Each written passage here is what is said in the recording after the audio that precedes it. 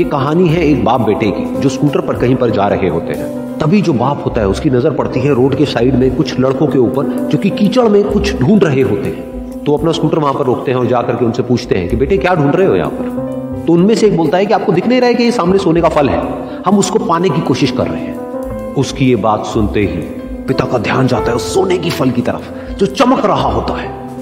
फिर उनके माइंड में कुछ इमेजिनेशंस बनने लग जाती हैं कि काश ये जो फल है ये मेरे बेटे के पास में आ जाए तो ना सिर्फ उसकी बल्कि मेरी भी जिंदगी बदल जाएगी। तो बिना सोचे समझे अपने बेटे को धक्का मार देते हैं उस कीचड़ में और बोलते हैं कि तुझे किसी भी कीमत पर वो फल लेकर के आना है।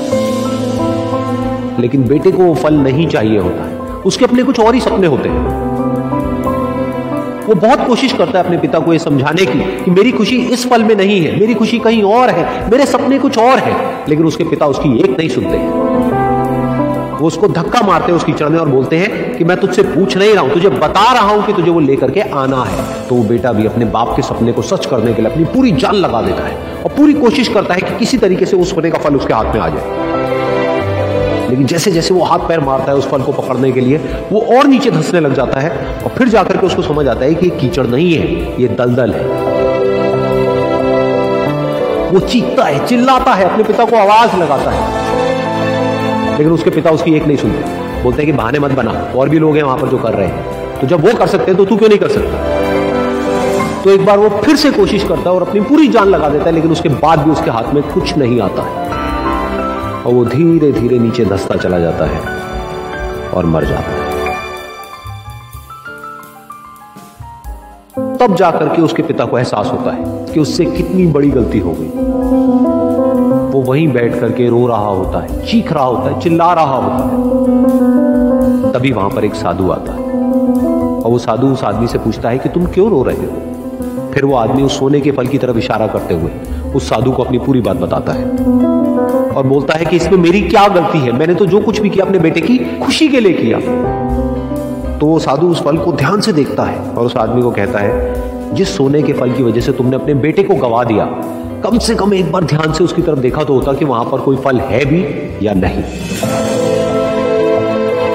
ये सुन करके उस आदमी को गुस्सा आया और उसने कहा कि सामने तो दिख रहा है फल, आपको नहीं दिख रहा क्या।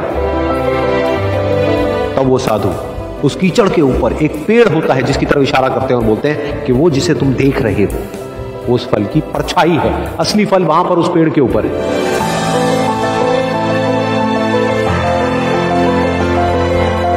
फिर वो साधु उस आदमी को बोला कि अपने बेटे को जबरदस्ती धक्का देने की बजाय और उसको बताने की बजाय कि तेरी खुशी किसमें है, अगर तुमने उससे पूछा होता कि बेटा तू बता तू क्या करना चाहता है और तेरी खुशी किसमें है, तो ना सिर्फ तुम्हारा बेटा जिंदा होता बल्कि हो सकता है कि उसके हाथ में वो असली सोने का फल भी होता।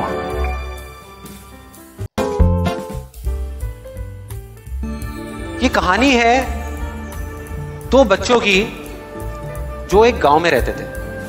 उनमें से एक 6 साल का था और एक 10 साल का। दोनों बहुत अच्छे दोस्त थे, बिल्कुल शोले के जय और वीरू जैसे। दोनों हमेशा साथ साथ रहते, साथ साथ खेलते, साथ साथ खाते पीते, साथ साथ नहाते धोते। नहीं धोते नहीं, ये थोड़ा ज्यादा हो गया।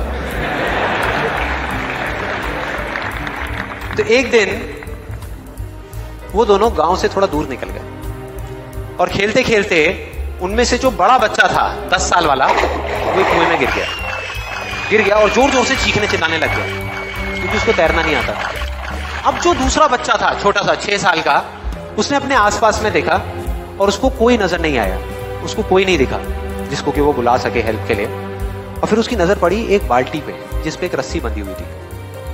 उसने 1 सेकंड भी वेस्ट नहीं किया, उस बाल्टी को उठा करके कुएं में फेंक दिया और अपने दोस्त को बोला कि पकड़ ले इसको। उसके दोस्त ने पकड़ा और वो अपनी पूरी ताकत लगा करके पागलों की तरह उसको खींचने लगा।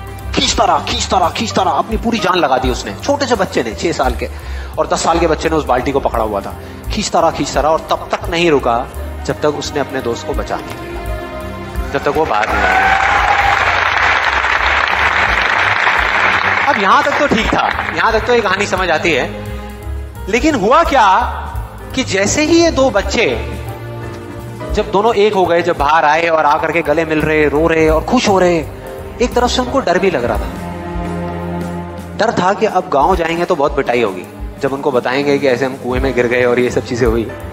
लेकिन मजे की बात ऐसा कुछ भी नहीं हुआ। वो जब गांव गए और जा करके उन्होंने अपने घर वालों को बताया, बाकी गांव वालों को बताया, तो किसी ने विश्वास नहीं किया, पूरे गांव वालों ने। और वो अपनी जगह बिल्कुल ठीक थे, क्योंकि उस बच्चे में इतनी ताकत भी नहीं थी कि वो एक बाल्टी पानी से भरी हुई वो उठा सके। तो इतने बड़े बच्चे को इतनी ऊपर खींचना तो बहुत दूर की बात है। लेकिन एक आदमी था उस गांव में, उसने विश्वास कर लिया। उनको सब रहीम चाचा कहते थे, उस गांव के सबसे समझदार बुजुर्गों में से एक। और सबको लगा कि यार ये कभी झूठ नहीं बोलते, अगर ये कह रहे हैं तो जरूर कोई ना कोई बात होगी, कोई ना कोई वजह होगी जिस वजह से ऐसा कह रहे हैं। और फिर सारे गांव वाले इकट्ठे होकर के उनके पास में गए और जाकर के बोले कि देखो जी, हमें तो कुछ समझ आ नहीं रहा, आप ही बता दो कि ऐसा कैसे हो सकता है। तो उनको हंसी आ गई। वो बोले कि यार इसमें मैं क्या बताऊं, वो बच्चा बता तो रहा है उसने कैसे किया। बाल्टी को उठा करके कुएं में फेंका, उसके दोस्त ने बाल्टी को पकड़ा, उसने रस्सी को खींचा और अपने दोस्त को बचा लिया। तो आपको पता तो है उसने कैसे किया, बच्चा बता तो रहा है, इसमें मैं क्या बताऊं। तो सारे गांव वाले उनकी शक्ल देख रहे। फिर कुछ देर बाद वो बोले कि सवाल ये नहीं है कि वो छोटा सा बच्चा ये कैसे कर पाया, सवाल ये है कि वो ये क्यों कर पाया, कि उसके अंदर इतनी ताकत कहां से आई। और बोले इसका सिर्फ एक जवाब है, सिर्फ एक, कि जिस वक्त उस बच्चे ने ये किया, उस टाइम पे उस जगह पर दूर दूर तक कोई नहीं था उस बच्चे को ये बताने वाला कि तू ये नहीं कर सकता।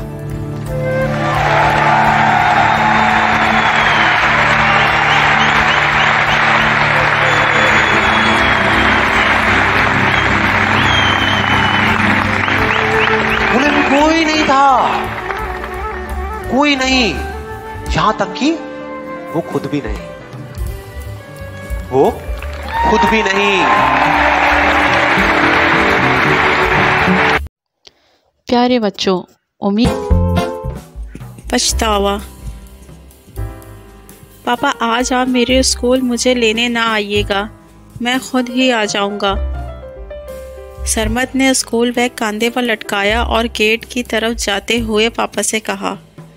क्यों? पापा हैरान होकर बोले। वो असल में पापा मुझे शर्म आती है आपकी पुरानी सी मोटरसाइकिल पर बैठते हुए। मेरे सब दोस्तों के पास गाड़ियां हैं, इनके ड्राइवर या इनके वालिदैन उन्हें गाड़ियों में लेने आते हैं। सरमत की बात सुनकर इसके पापा का चेहरा उतर गया और वो तेज़ी से वापस मुड़ गए और सरमत स्कूल के अंदर चला गया। ये आज सुबह का वाक़या पहला नहीं था। रोज़ाना सरमत का स्कूल जाने से पहले मूड ख़राब हो जाता था। वो तमाम रास्ते खामोशी से बाइक पर बैठा रहता था। आज पापा ने पूछ लिया तो ये जवाब मिला कि उसे बाइक पर बैठते हुए शर्म आती है।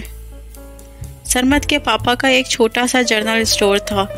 वो ज़्यादा पढ़े लिखे नहीं थे, लेकिन वो चाहते थे कि इनके बच्चे पढ़ लिख जाएं और अच्छे इंसान बने। इसके लिए वो बहुत मेहनत करते थे। इसी वजह से उन्होंने सरमत को बहुत अच्छे स्कूल में दाखिल करवाया था। इसके छोटे भाई और बहन भी इसी स्कूल में पढ़ते थे। सरमत सब में बड़ा था और 7वीं क्लास में पढ़ता था, लेकिन सरमत की वहाँ चंद अमीर ज़ादों से दोस्ती हो गई थी। वो इनकी गाड़ियों और इनकी पॉकेट मनी देखकर इन जैसा ही बनना चाहता था और पापा को बहुत तंग करने लगा था। कभी कहता मुझे आपका सस्ता सा मोबाइल देखकर बहुत शर्म आती है, उसे बाहर ना लेकर जाया करें। कभी बाइक पर बैठते हुए मूड ख़राब कर लेता।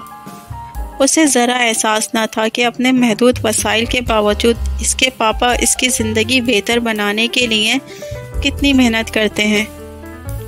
इसकी मम्मा कपड़ों की सिलाई करती हैं। दोनों सारा दिन काम करके थक जाते हैं और कोशिश करते हैं कि सरमत और इसके बहन भाइयों की फरमाइशें पूरी करें। सरमत की गलत सोच और इसके मनफी रवैये का असर इसके छोटे बहन भाइयों पर भी पड़ रहा था, जिसकी वजह से उसके वालिदैन हर वक्त परेशान रहने लगे थे। आखिर एक दिन इसके पापा के सब्र का पैमाना लबरेज हो गया। तंग आकर उन्होंने सरमत से कहा, बस कल से तुम स्कूल नहीं जाओगे, मेरे साथ दुकान पर बैठोगे। सरमत ने हैरानी से पूछा, क्या? तो पापा बोले, तुम्हें अपनी गुर्बत पर शर्म आती है। आज तुम पार्टी के लिए महंगे कपड़ों की जिद कर रहे हो जो मैं अफोर्ड नहीं कर सकता। यही कर सकता हूँ कि तुम्हें स्कूल ही ना भेजूँ। ठीक है, सरमत ने भी गुस्से से कहा और जोर से दरवाज़ा बंद करता हुआ बाहर निकल गया। आज इस बात को बहुत साल हो गए हैं। सरमत के छोटे भाई बहन पढ़ लिख चुके हैं और उससे बहुत आगे निकल चुके हैं। छोटे भाई ने मैट्रिक में पोजीशन ली तो उसे स्कॉलरशिप मिल गई। बाकी पढ़ाई इसने स्कॉलरशिप पर की। इसके पापा इससे बहुत खुश थे। बहन को तालीम मुकम्मल करने के बाद लेक्चररशिप मिल गई। सरमत से दूसरे नंबर वाला इससे छोटा भाई डॉक्टर बन गया। अब सरमत अफसरदा सा जनरल स्टोर पर बैठा होता है और सोचता है काश इसकी सोच गलत ना होती, काश वो सिर्फ और सिर्फ पढ़ाई पर तवज्जो देता, वो दूसरों की गाड़ियाँ, मोबाइल और पॉकेट मनी से मुतासर ना होता और मेहनत करके अपनी ज़िंदगी संवारता, माँ बाप की दिल आज़ारी ना करता। लेकिन अब क्या हो सकता है, अब तो वक्त गुजर चुका जो कभी वापस नहीं आ सकता, चाहे वो कितना ही पछता क्यों ना ले। प्यारे बच्चों, आप इस कहानी से सबक सीखें। आपका वक्त बहुत कीमती है, उसे ज़ाया ना करें। अमीर बच्चों की नकल करने की कोशिश ना करें। जो माँ बाप लेकर दें इस पर खुश रहें। हमेशा अपने से नीचे वालों को देखें कि वो कैसे ज़िंदगी गुजारते हैं।